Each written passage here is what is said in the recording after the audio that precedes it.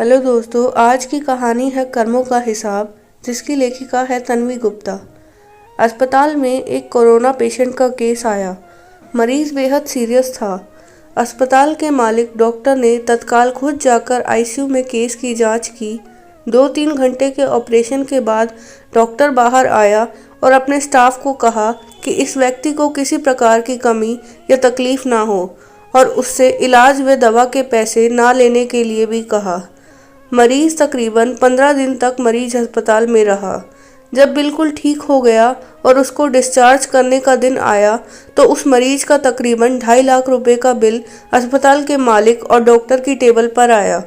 Doctor ने अपने account manager को बुला करके कहा, इस व्यक्ति से एक पैसा भी नहीं लेना है।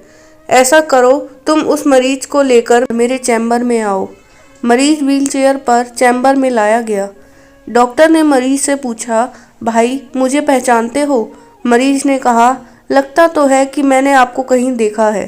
डॉक्टर ने कहा, याद करो, अंदाजन 2 साल पहले सूर्यास्त के समय शहर से दूर उस जंगल में तुमने एक गाड़ी ठीक की थी। उस रोज मैं परिवार सहित पिकनिक मनाकर लौट रहा था कि अचानक कार में से धुआं निकलने लगा और गाड़ी बंद हो गई। कार एक तरफ खड़ी कर हम लोगों ने चालू करने की कोशिश की, परंतु कार चालू नहीं हुई। अंधेरा थोड़ा थोड़ा गिरने लगा था। चारों ओर जंगल और सुनसान था। परिवार के हर सदस्य के चेहरे पर चिंता और भय की लकीरें दिखने लगी थी और सब भगवान से प्रार्थना कर रहे थे कि कोई मदद मिल जाए।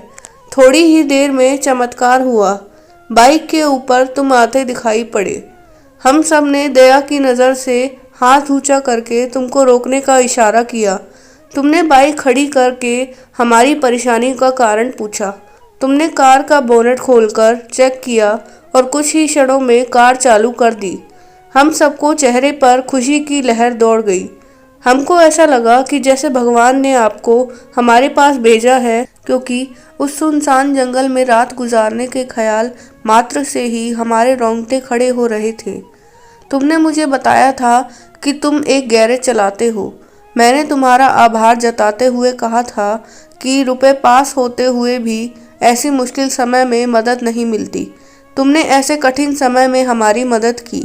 इस मदद की कोई कीमत नहीं है, यह अमूल्य है, परंतु फिर भी मैं पूछना चाहता हूँ कि आपको कितने पैसे दूँ? उस समय तुमने मेरे आगे हाथ जोड़कर जो शब्द कहे थे, वह शब्द मेरे जीवन की प्रेरणा बन गए हैं। तुमने कहा था कि मेरा नियम और सिद्धांत है कि मैं मुश्किल में पड़े व्यक्ति की मदद के बदले कभी कुछ नहीं लेता। मेरी इस मजदूरी का हिसाब भगवान रखते हैं।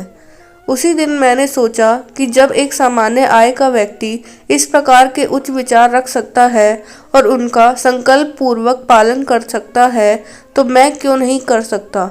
और मैंने भी अपने जीवन में यही संकल्प ले लिया है। 2 साल हो गए हैं, मुझे कभी कोई कमी नहीं पड़ी। अपेक्षा पहले से भी अधिक मिल रहा है।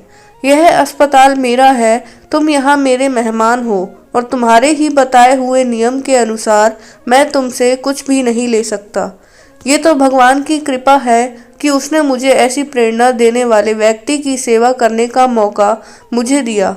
ऊपर वाले ने तुम्हारी मजदूरी का हिसाब रखा और वो हिसाब आज उसने चुका दिया। मेरी मजदूरी का हिसाब भी ऊपर वाला रखेगा और कभी जब मुझे ज़रूरत होगी वो ज़रूर चुका देगा।